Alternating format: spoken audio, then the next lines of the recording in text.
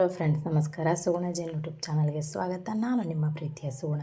ಯಾರೆಲ್ಲ ನನ್ನ ಚಾನಲ್ನ ಸಬ್ಸ್ಕ್ರೈಬ್ ಮಾಡ್ಕೊಂಡು ವಿಡಿಯೋ ನೋಡ್ತಿದ್ರು ಅವರೆಲ್ಲರಿಗೂ ಕೂಡ ಥ್ಯಾಂಕ್ ಯು. ಹಾಗೆಯೇ ಯಾರೆಲ್ಲ ನನ್ನ ಚಾನಲನ್ನು ನೀವು ಸಬ್ಸ್ಕ್ರೈಬ್ ಮಾಡಲಿಲ್ಲ, ಪ್ಲೀಸ್ ಸಬ್ಸ್ಕ್ರೈಬ್ ಮಾಡ್ಕೊಂಡು ವಿಡಿಯೋ ನೋಡಿ. ಹಾಗೆಯೇ ಇವತ್ತೊಂದು ನಾನು ಸ್ಪೈಸಸ್ ಆದಂತಹ ಲೆಮನ್ ಪಿಕಲ್, ಲಿಂಬು ಉಪ್ಪಿನಕಾಯಿ ಜೊತೆ ನಾನು ನಿಮ್ಮ ಜೊತೆ ಬಂದಿದ್ದೇನೆ. ಇವತ್ತು ಅದಕ್ಕೆ ಏನೇನು ಇಂಗ್ರೀಡಿಯೆಂಟ್ಸ್ ಬೇಕು ಅಂಥೇಳಿ ನೋಡ್ಕೊಂಡು ಬರೋಣ ಬನ್ನಿ.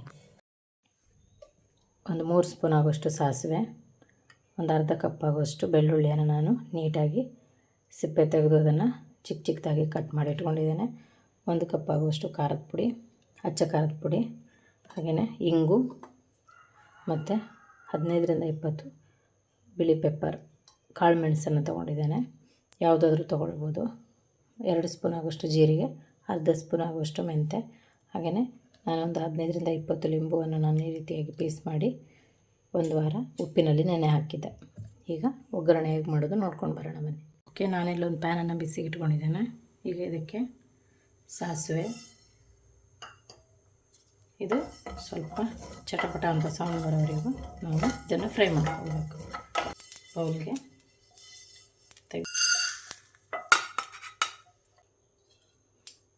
ಜೀರಿಗೆ, ಕಾಳುಮೆಣಸು ಮತ್ತು ಮೆಂತೆ ಇದನ್ನು ಸ್ವಲ್ಪ ಹಾಕಿದ್ದಾನೆ. ಫ್ರೈ ಮಾಡಲಿಕ್ಕೆ ಎಣ್ಣೆ ಹಾಕಬೇಕಂತಿಲ್ಲ, ಹಾಗೆಯೇ ಹುರ್ಕೊಳ್ಬೇಕು. ಮೆಂತೆ ಎಲ್ಲ ಸ್ವಲ್ಪ ಕೆಂಪಾಗಬೇಕು, ಜೀರಾ ಇದೆಲ್ಲವನ್ನು ಸಹ ನಾನೊಂದು ಬೌಲಿಗೆ ಹಾಕಿಟ್ಕೊಂಡಿದ್ದೇನೆ. ಇದನ್ನೀಗ ಮಿಕ್ಸಿಯಲ್ಲಿ ಚೆನ್ನಾಗಿ ಪೌಡರ್ ಮಾಡ್ಕೊಂಡು ಬರೋಣ. ಮೆಂತೆ, ಜೀರಿಗೆ, ಕಾಳುಮೆಣಸು ಮತ್ತು ಸಾಸಿವೆ ಇದೆ. ಇದನ್ನು ನಾನೀಗ ಪೌಡರ್ ಮಾಡ್ಕೊಂಡು ಬರ್ತೇನೆ.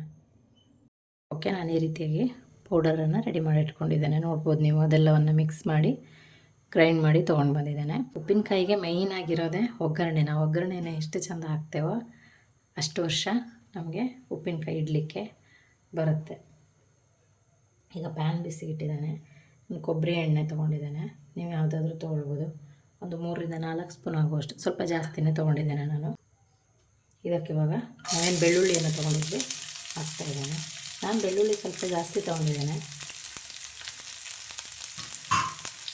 ನೀವು ಎಷ್ಟು ಬೇಕೋ ಅಷ್ಟು ತೊಗೊಳ್ಬೋದು. ಸ್ವಲ್ಪ ಹಾಗೆ ಸಾಸಿವೆಯನ್ನು ಕೂಡ ಹಾಕ್ತಾಯಿದ್ದೇನೆ. ಬೇಡ ಅನ್ನೋದು ಸ್ಕಿಪ್ ಮಾಡ್ತೀನಿ. ಈಗ ಬೆಳ್ಳುಳ್ಳಿ ಕಲರ್ ಚೇಂಜ್ ಆಗಲಿ.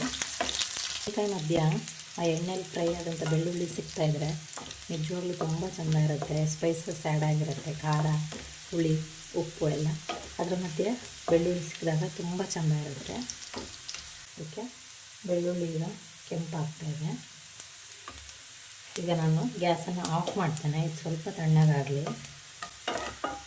ನೀವು ಕರಿಬೇವು ಸೊಪ್ಪಿದ್ರೆ ಅದಕ್ಕೆ ಆ್ಯಡ್ ಮಾಡ್ಬೋದು. ನಾನಿಲ್ಲ, ಹಾಕ್ತಾಯಿಲ್ಲ. ಓಕೆ, ಇದನ್ನೀಗ ತೆಗೆದಿಡೋಣ. ಇದು ಸ್ವಲ್ಪ ಆರಲಿ. ಮತ್ತು ನಾವೇನು ಪೌಡರ್ ಮಾಡಿ ಇಟ್ಕೊಂಡಿರ್ತೀವಿ ಅದನ್ನು ಮತ್ತು ಅಚ್ಚ ಖಾರದ ಪುಡಿ ಎಲ್ಲವನ್ನು ಮಿಕ್ಸ್ ಮಾಡಲಿಕ್ಕಾಗುತ್ತೆ. ಈಗಲೇ ಬಿಸಿ ಇರುವಾಗ ಹಾಕಿದರೆ ಸೀದೋಗುತ್ತೆ, ಹಾಗಾಗಿ ಈಗ ಬೇಡ.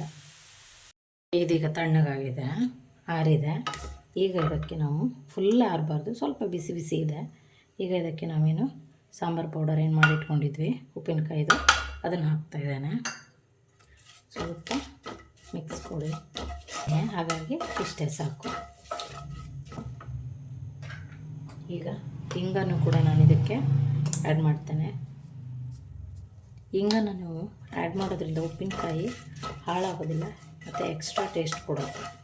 ನಿಜವಾಗ್ಲೂ ತುಂಬ ಚೆಂದ ಸ್ಮೆಲ್ ಬರ್ತಾಯಿದೆ, ತುಂಬ ಚೆಂದ ಪರಿಮಳ ಅನ್ನಿಸ್ತಾಯಿದೆ. ನೀವು ಕೂಡ ಟ್ರೈ ಮಾಡಿ.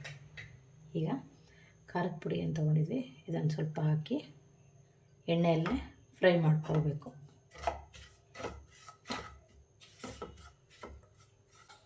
ಈ ರೀತಿಯಾಗಿ ಎಲ್ಲವನ್ನು ಮಿಕ್ಸ್ ಮಾಡ್ಕೊಳ್ಳಿ. ತೊಂದರೆ ಇಲ್ಲ, ಗಟ್ಟಿ ಆದರೆ ನಾವು ಮತ್ತೆ ಅದಕ್ಕೆ ಲಿಂಬು ಆ್ಯಡ್ ಮಾಡಿದಾಗ ಸರಿಯಾಗುತ್ತೆ. ಮತ್ತು ಹೋಳುಗಳಿತ್ತಲ್ಲ ಅದನ್ನು ಹಾಕೋಣ. ನಾನೇನು ಮಾಡ್ತೀನಿ, ಮೊದಲು ಲಿಂಬು ಹೋಳುಗಳನ್ನು ಮಾತ್ರ ಹಾಕ್ಕೊಳ್ತೇನೆ. ಈ ರೀತಿಯಾಗಿ ನೀವು ನಮಗೆ ತೆಳುವಾಗಿ ಬೇಡ, ತುಂಬ ಗಟ್ಟಿಯಾಗಿ ಬೇಕು ಅಂದರೆ ಇದೇನು ನೀವು ಉಪ್ಪು ಹಾಕಿರ್ತೀರಿ, ಉಪ್ಪಿನ ನೀರೇನು ಬಿಟ್ಕೊಂಡಿರುತ್ತೆ ಅದನ್ನು ಹಾಕೋದು ಬೇಡ. ಇಲ್ಲ ನಮಗೆ ಸ್ವಲ್ಪ ತೆಳುವಾಗಿದ್ದರೆ, ರಸವಾಗಿದ್ದರೆ, ಚೆಂದ ಅನ್ನೋಗಿದ್ದರೆ ನೀವು ಹಾಕ್ಕೊಳ್ಬೋದು. ಇದರಲ್ಲೇನು ಲಿಂಬು ಮತ್ತು ಉಪ್ಪಿನಂಶ ಏನಿತ್ತು ಎಲ್ಲವನ್ನು ನಾನು ಹಾಕ್ಕೊಳ್ತಿದ್ದೇನೆ. ಈಗ ಇದಕ್ಕೆ ಚೆನ್ನಾಗಿ ಮಿಕ್ಸ್ ಕೊಡಬೇಕು. ಖಾರದ ಪುಡಿ ಸಾಕಾಗಲಿಲ್ಲ ಅಂದರೆ ಮತ್ತೆ ನಾವು ಆ್ಯಡ್ ಮಾಡ್ಕೊಳ್ಬೋದು.